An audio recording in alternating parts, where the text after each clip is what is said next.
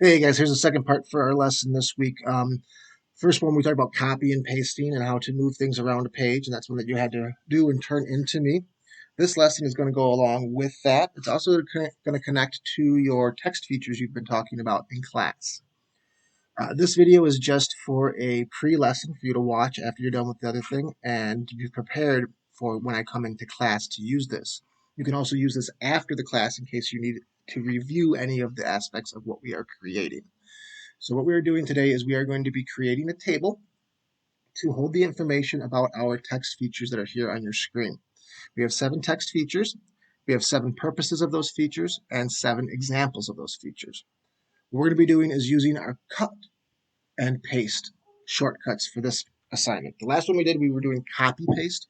This section that we'll be doing in class is going to be cut paste. All right, so first thing we need to do to get started is to put in a table. To get the table in, I have to make sure my cursor is at the top.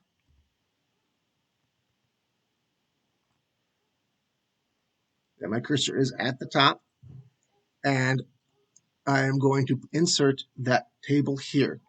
To do that, I got to go up to Insert. Remember, Insert's where we go for pictures, for links, for text boxes when we're on the other version, and for here, we're going to put in a table. Before we put a table in, we need to know what are we putting in the table. How much information do we have? So how big does the table need to be? We can always add and remove columns and rows as we're working, but beforehand, we want to have an idea of what we need. So if we look over at our information, we have 7 text features, and we have 3 parts for each of those. So that tells us we need at least a 3 by 7. But here's the thing, we also need a heading. So if I'm going 7 down, I need a heading as well on top. So that would give me 8 columns, or 8 rows, I'm sorry. So we know we need at least 8 rows. And then going across, we know that we have a text feature, a purpose, an example, and we're also going to have to put down a citation or where we found each of these types of text features.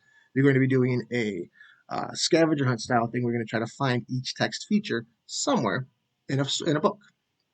That tells me now I have 4 columns: feature, example, purpose, and citation, 1, 2, 3, 4, and 8 rows, 7 features, and a heading. So I'm going to go 1, 2, 3, 4 columns. And I'm going to go down 2, 3, 4, 5, 6, 7, 8 heading, or 8 rows. So again, 4 by 8. I insert that in, and it's going to go at the top here. Also, remember with that, if we need to add more, there is a way to add more columns at any time if we need to. So I'm going to take a look at what I have here. I have 8. The top thing we said was we needed to add a heading, which is another text feature. Your headings are going to be text feature, example, purpose, and then citation. And we talked about citations being where we found information. Remember with our animal research, when we were researching the parts of the animals, we wrote down where we found them, what website we used. So where did we find citing? Where did we find? What page did we find them in? What book did we find them in? Our text features. All right. So we're going to now be moving information from down here up to the top. I'm going to start with the first one. I will do number 1 for you. And then the other ones you're going to have to figure out where they go to match up with each other. So the first one is photograph. I'm going to highlight photograph by double clicking 1, 2. And then I'm going to cut and paste. Now earlier we did copy paste, which was Control C for copy, Control V for paste. I can't use Control C to copy. So if we remember when we looked at that paper, it was Control X. And X kind of looks like a pair of scissors. So I'm going to do Control X, and it's going to cut that out of there. Now it's not gone, it's just put to my clipboard. When I go up here, I click in Text Feature. This is my first text feature. I'm going to use that Control V to paste in photograph. And you'll see it's not on this row anymore. And the reason why we're cutting is so that we don't get confused and accidentally put the same thing up here more than once.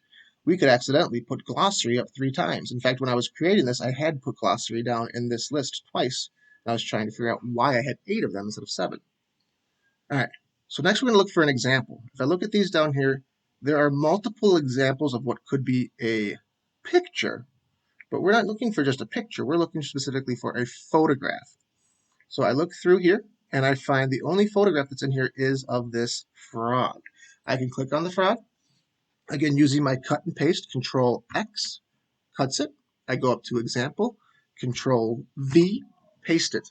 Remember, when cutting, copying, and pasting any shortcuts using that control button, you have to hold control down, kind of like when using shift.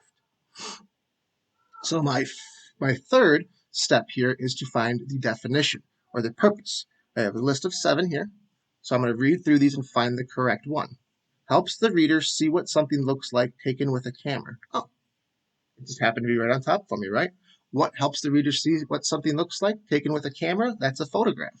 So I'm going to highlight this. We can use our click and drag, or because it's one sentence, 1, 2, 3, I can triple click, Control X. Remember to use that Control X because, again, this is the part where you're really going to want to remove them, and Control V to put it back up into here into your table. Be careful. Make sure you're doing that Control X. If by chance you put the wrong one in the wrong place, that is okay. Remember, we have an opportunity to fix this at any time. There are 2 ways to do that. One is here under Home, you have your Undo button. Or another great shortcut that I love to use all the time is Control Z. Control Z will undo. Put that back in there, okay? The next thing we need to do is to find out where we found these and cite them in the story and cite them here in our book. So we're going to type in what page number we got it from. So put in your page number and then the book title. What's the name of the book that you got it from? Okay. So we have 7 different ones. Again, we're using the Control X, Control V. I'll go down here. I'll double click on this next one here, index. Control X, bring it up top here. Paste it in. Control V.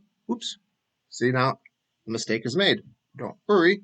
Keep calling, undo. Go back down to index. Make sure I actually hit Control X and then Control V. The left side again for text feature, you're going to put all 7 of these on the left. Find the correct example and the correct purpose for each one, and then find an example of them yourself somewhere. All right, guys, again, this is just to review and look at it. There's no assignment attached to this until I come into your classroom. Then I'll put the assignment on, and you can come back to look at this anytime you want to double check and see what is happening with everything and make sure you understand what we are doing. I'll also add at the bottom a quick reminder of our shortcuts that we're using in this, so you can look to that as reference. All right, guys, see you later. Bye-bye.